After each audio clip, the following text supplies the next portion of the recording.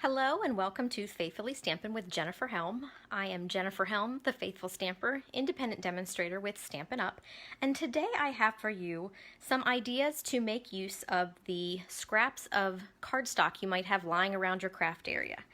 I don't know about you, but I hate to waste anything, so I very often find myself with piles of scraps of different colors of cardstock. So I thought I would take a few minutes and make some cards with them. So this is the card we're going to make on camera tonight. It's a very simple technique using strips of various widths of cardstock. So we'll go ahead and get started. I have a card base that is made of thick basic white. So I'm just going to fold this in half and keep this off to the side for now. And I have what I call a quarter panel or insert. This is 5 1/4 by 4.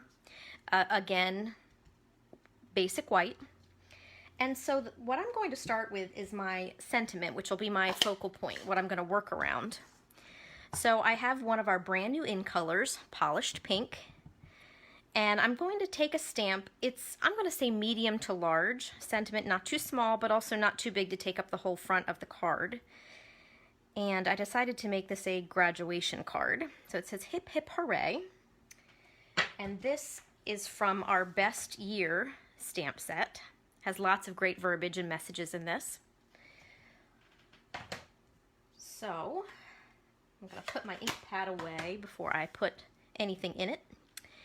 So now I'm ready to start assembling my design around the sentiment. So I have some strips in various widths. Some of them are about 1/4 inch, some are 1/2 inch, and some are a little bit in between. So just various colors. These are the 5 new in colors that are coming in our new annual catalog. And what I recommend is using some liquid glue, or you can do the same technique that I'm going to use. And what I'm going to do is put some adhesive along the edge here, about 3/4 of an inch or so in. And normally I would use all liquid glue, but I want to be able to trim the edges and show you without waiting for the glue to dry forever. So you can use either method.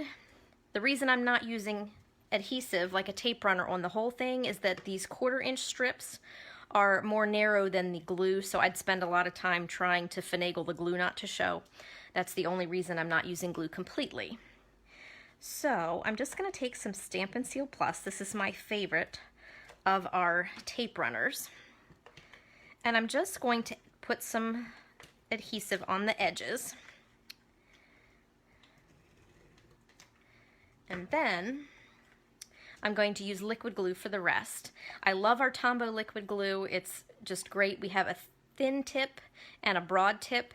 And since I want to use the pen tip, I have this little container somewhere I got that it's going to help me keep my glue at the right angle so I don't have to keep waiting for it every time to flow down to the tip.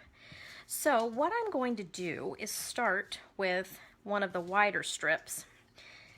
You can start with narrow strips, you can start with wider strips, totally up to you. And I'm using my silicone mat underneath because my glue will wash off of this if I have any run over, and it just makes my cleanup a little bit easier and protects my work surface. It's a great handy little tool to have. So I'm just going to put a little bit of glue here on the end. I don't need to glue the whole strip since I'm not putting it across the entire card. And I'm just going to start, I'm going to pick my starting point, and then I'm going to work around it from there. So I just start assembling the colors.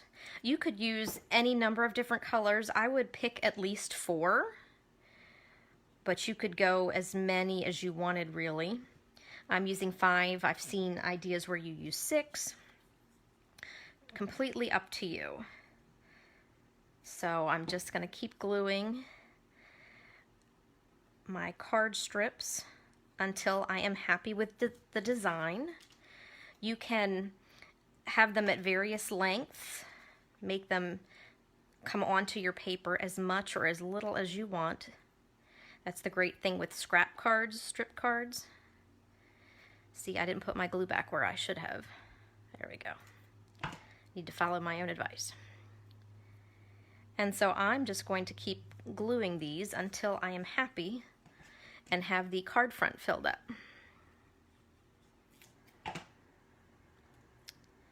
You could definitely use this in any number of colors.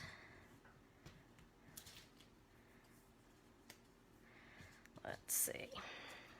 Sometimes I find trying to choose my color pattern takes me longer than anything else.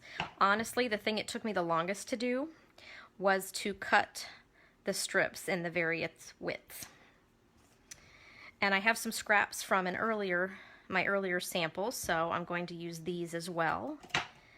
I am a paper hoarder first class. I don't like to waste anything. So I try to make use of my scraps. I don't like to throw anything away in case I might need it, but then you start drowning in paper. You can't have that. So let's see. So as I said, just keep on building your design. And if you're thinking to yourself, well, you know, I'm not a total fan of that scrappy look here, stick around anyway. You might like some of the other designs I have for samples that are slightly different than this one. And you could definitely use the same design and use scraps of designer series paper instead of solid cardstock colors. So you have a lot of room for design as you are using strips of either cardstock or designer series paper. So just keep on gluing. So you can see this is a great idea for using those scraps, and it doesn't require a lot of materials. Just a card base and a quarter sheet of cardstock and a little bit of time, and you could make cards in this manner for any occasion. Let's see, I'm just going to fill in this bottom corner here. Just make sure as you get closer to these corners that you're covering as much of the surface as you want. I've got one tiny little bit here. Let's see, grab a scrap from earlier.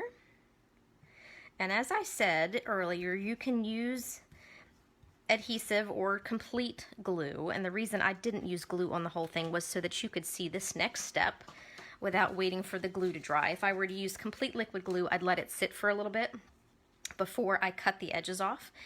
But now I've got this kind of funny looking panel, and that's not what I want to put on my card, so I'm simply going to flip this over, and I'm going to put the cap on my glue first,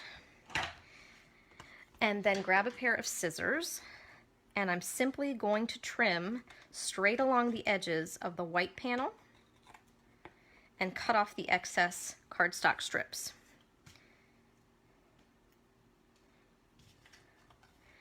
And then all I need to do is glue this right onto my card front, and my card is ready to go.